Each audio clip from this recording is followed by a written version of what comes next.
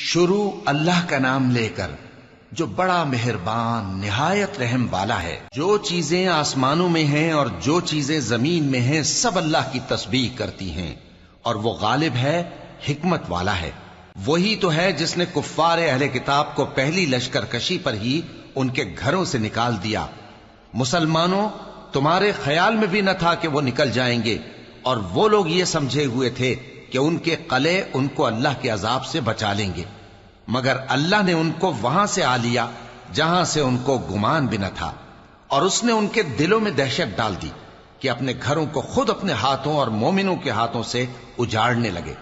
تو اے بصیرت کی آنکھیں رکھنے والو، عبرت حاصل کرو۔ اور اگر اللہ نے ان کے بارے میں جلا وطن کرنا نہ لکھ رکھا ہوتا تو ان کو دنیا میں بھی عذاب دے دیتا، اور آخرت میں تو ان کے لیے آگ کا عذاب تیار ہے ہی۔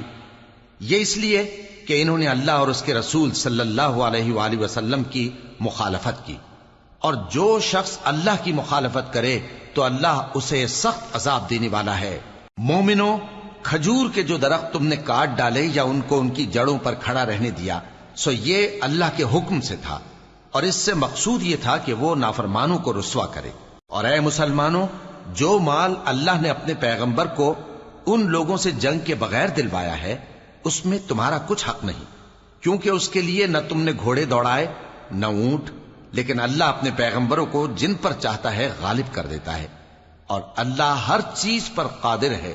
جو مال اللہ نے اپنے پیغمبر صلی اللہ علیہ وآلہ وسلم کو بستیوں والوں سے دلوایا ہے وہ اللہ کے اور پیغمبر کے قرابت والوں کے اور یتیموں کے اور حاجت مندوں کے اور مسافروں کے لیے ہے، تاکہ جو لوگ تم میں دولت مند ہیں انہی کے ہاتھوں میں نہ گردش کرتا رہے، اور جو چیز تم کو پیغمبر صلی اللہ علیہ وآلہ وسلم دیں وہ لے لو، اور جس سے منع کریں اس سے باز رہو، اور اللہ سے ڈرتے رہو، بے شک اللہ سخت عذاب دینے والا ہے۔ اور ان ضرورت مند مہاجروں کے لیے بھی جو اپنے گھروں اور مالوں سے خارج اور جدا کر دیے گئے ہیں، جو اللہ کے فضل اور اس کی خوشنودی کے طلبگار اور اللہ اور اس کے پیغمبر کے مددگار ہیں، یہی لوگ سچے ہیں۔ اور ان لوگوں کے لیے بھی جو مہاجرین سے پہلے اس گھر یعنی مدینے میں مقیم ہیں اور ایمان میں مضبوط ہیں، اور جو لوگ ہجرت کر کے ان کے پاس آتے ہیں وہ ان سے محبت کرتے ہیں، اور جو کچھ ان کو ملا اس سے اپنے دل میں کچھ خواہش اور خلش نہیں پاتے، اور ان کو اپنی جانوں پر مقدم رکھتے ہیں خواہ وہ خود بھی فاقے سے ہوں۔ اور جو شخص خود غرضی سے بچا لیا گیا تو ایسے ہی لوگ بامراد ہیں۔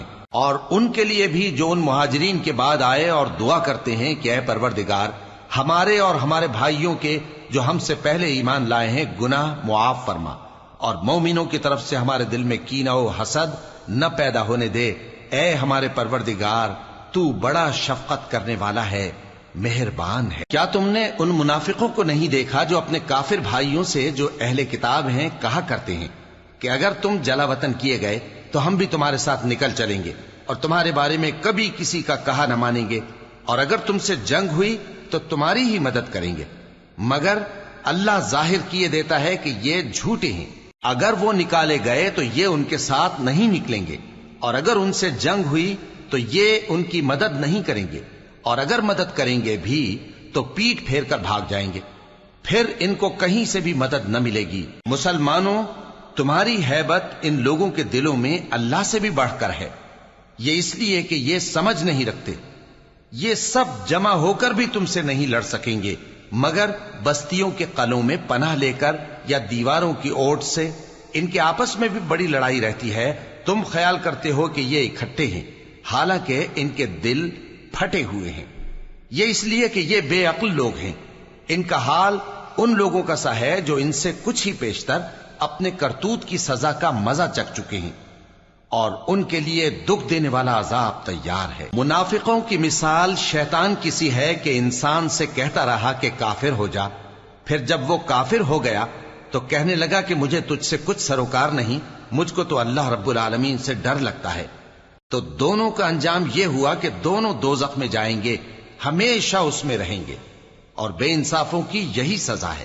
اے ایمان والو، اللہ سے ڈرتے رہو، اور ہر شخص کو دیکھنا چاہیے کہ اس نے کل یعنی آخرت کے لیے کیا سامان بھیجا ہے، اور ہم پھر کہتے ہیں کہ اللہ سے ڈرتے رہو بے شک اللہ تمہارے سب اعمال سے خبردار ہے۔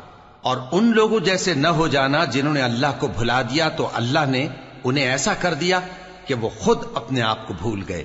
یہی لوگ ہیں نافرمان۔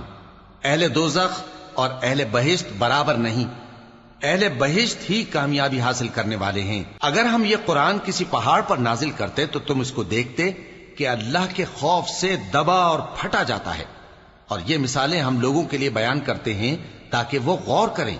وہی اللہ ہے جس کے سوا کوئی معبود نہیں، پوشیدہ اور ظاہر کا جاننے والا، وہ بڑا مہربان ہے، نہایت رحم والا ہے۔ وہی اللہ ہے جس کے سوا کوئی عبادت کے لائق نہیں، بادشاہ حقیقی، ہر عیب سے پاک، سلامتی دینے والا، امن دینے والا، نگہبان، غالب، زبردست، بڑائی والا۔ اللہ مشرکوں کے شرک سے پاک ہے۔ وہی اللہ تمام مخلوقات کا خالق، ایجاد و اختراع کرنے والا، صورتیں بنانے والا، اس کے سب اچھے سے اچھے نام ہیں۔ جتنی چیزیں آسمانوں اور زمین میں ہیں سب اس کی تسبیح کرتی رہتی ہیں، اور وہ غالب ہے، حکمت والا ہے۔